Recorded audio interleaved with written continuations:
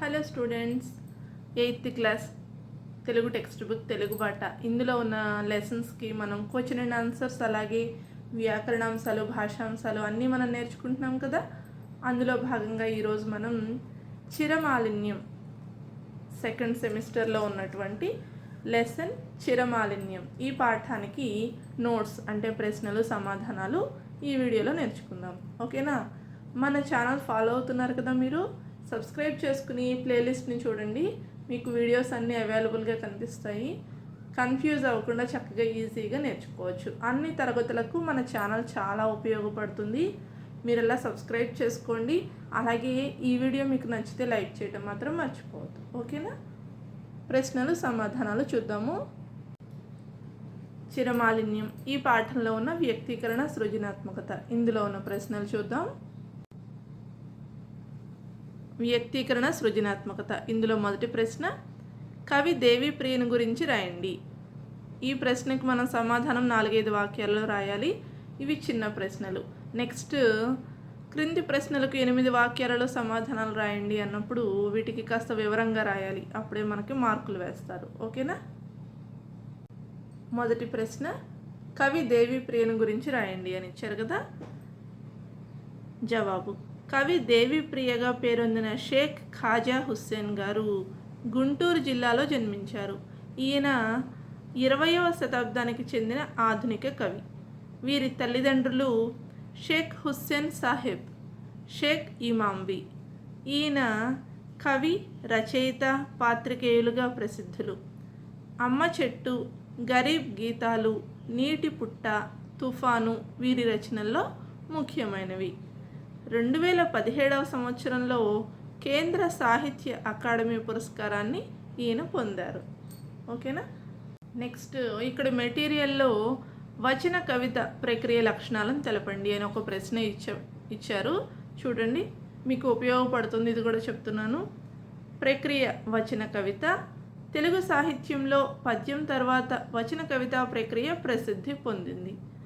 సామాజిక చైతన్యం కలిగించే వస్తువు వచన కవిత్వంలో ఉంటుంది. ఛందో నియమాలు లేకున్నా అంత్యప్రాసలు వచన కవితకు అలంకారాలు. అల్పాక్షరాలలో అనల్పార్థాన్ని వచ్చే విధంగా రచన చేయడానికి వచన కవిత అనువైనది.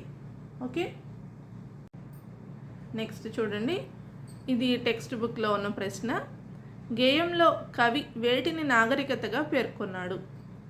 ఈ గేయంలో కవి రాగాలను ఆలపించడం, గానం చేయడం, ఆకులను ధరించడం, ఆయుధాలను తయారు చేసుకోవడం, జంతువులను వేటాడడం మొదలైన అంశాలను ఆదిమ దశలోని నాగరికతగా పేర్కొన్నాడు. చక్రాన్ని, నిప్పును, లిపిని కనుగొనడం ఆధునిక నాగరికతగా పేర్కొన్నాడు. విదేశాలకు వెళ్ళడం, యుద్ధాలు చేయడం, అంతరిక్ష ప్రయాణాలను మానవుడు సాధించిన విజయాలుగా చెప్పుకున్నాడు. నెక్స్ట్, క్రింది ప్రశ్నలకు 8 వాక్యాలలో సమాధానాలు రాయండి అని ఇచ్చారు కదా. ఇవి పెద్ద ప్రశ్నలు, కాస్త వివరంగా సమాధానం ఇవ్వాలి మనం. మొదటి ప్రశ్న, చిరమాలిన్యం పాఠ్యభాగ సారాంశాన్ని మీ సొంత మాటల్లో రాయండి. సమాధానం, ఆధునిక మానవుడు శాస్త్ర, సాంకేతిక, సాహిత్యాది కళల పరంగా అభివృద్ధి సాధించిన స్వార్థపూరితమైన మాలిన్యాన్ని మనసు నుండి తుడిచివేయలేకపోతున్నాడని కవి ఆవేదన వ్యక్తం చేస్తున్నాడు. ఆదిమ మానవుడు ప్రకృతిని పాఠశాలగా చేసుకుని నాగరికతను పెంపొందించుకున్నాడు. అడవిలో వీచే గాలి సవ్వడిని రాగాలాపనగా మలచుకున్నాడు. జలపాతాల జోరును గానంగా ఆలపించాడు. సిగ్గుతో ఆకులను వస్త్రాలుగా చుట్టుకున్నాడు.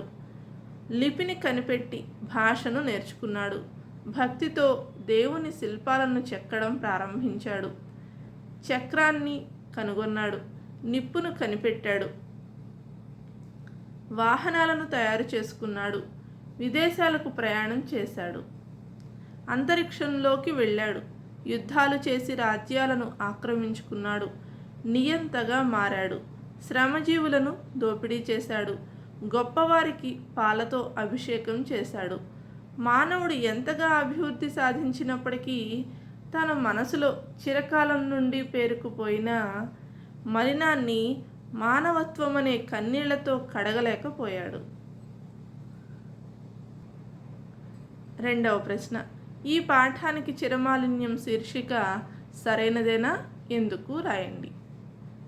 సమాధానం, ఈ పాఠానికి చిరమాలిన్యం అనే శీర్షిక సరైనదే. ఎందుకంటే యుగ యుగముల నుండి మానవుడు స్వార్థపూరితమైన మనస్సుతో ఈర్ష్య, అసూయ, ద్వేషాలతో ప్రవర్తిస్తున్నాడు. మానవుని మనస్సులో ప్రేమ, దయ, జాలి వంటి భావాలకు తావు లేకుండా పోయింది. సృజనాత్మకతను, భావ సంచలనాన్ని పెంపొందించడానికి సాంకేతిక పరంగా అభివృద్ధిని సాధించాడు. వాహనాలను, ఆయుధాలను తయారు చేసుకున్నాడు. ఖండాంతరాలకు ప్రయాణించాడు. అంతరిక్షంపై పట్టు సాధించాడు. సముద్రాలలో ఉన్న ఖనిజాలను వెలికితీశాడు. ఎంతగా అభివృద్ధిని సాధించినా స్వార్థంతో యుద్ధాలు చేసి రాజ్యాలను ఆక్రమించాడు. శ్రమజీవులను దోపిడీ చేశాడు.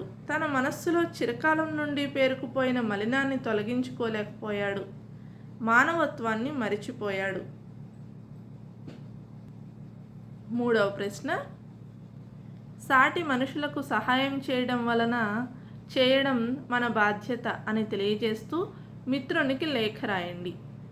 మిత్రునికి లేఖ అని పెట్టుకుని స్థలం, ఊరు పేరు, తేదీ వేసి ఇలా స్టార్ట్ చేయాలి. ప్రియమైన మిత్రుడు మహేష్కు, మీ ఫ్రెండ్ పేరు రాసుకోండి. ఓకేనా?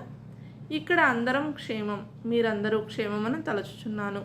నీవు బాగా చదువుకుంటున్నావని భావిస్తున్నాను. ముఖ్యముగా వ్రాయినది ఏమనగా, సాటి మనుషులకు సహాయం చేయడం మన బాధ్యత అనే విషయం గురించి నీకు చెప్పదలచాను. నెక్స్ట్ పారాలో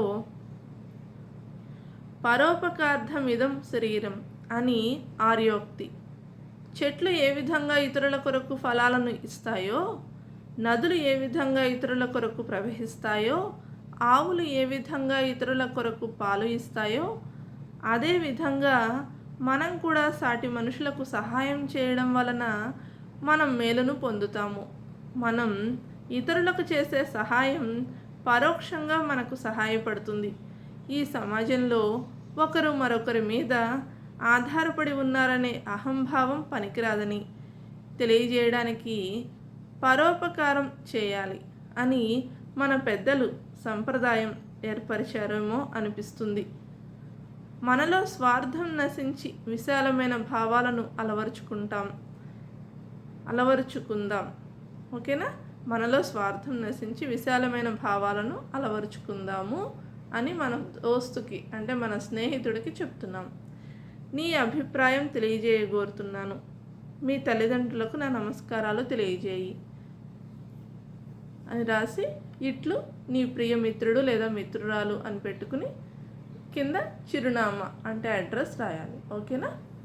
ఓకే పిల్లలు, మీకు ఈ వీడియో ఎంతగానో ఉపయోగపడుతుంది అని నేను అనుకుంటున్నాను. మీకు ఈ వీడియో నచ్చినట్లయితే లైక్ చేయటం మర్చిపోవద్దు. ఓకేనా? మీ ఫ్రెండ్స్కి కూడా షేర్ చేయండి. నెక్స్ట్ వీడియోలో నెక్స్ట్ పాఠానికి సంబంధించిన నోట్స్ని నేను షేర్ చేస్తాను. అన్ని తరగతులకు సంబంధించిన వీడియోస్ని నేను మన ఛానల్లో షేర్ చేస్తున్నాను. ఓకేనా? తప్పకుండా ఫాలో అవ్వండి. మీ ఫ్రెండ్స్కి కూడా చెప్పండి. ఓకేనా? Thank you. All the best.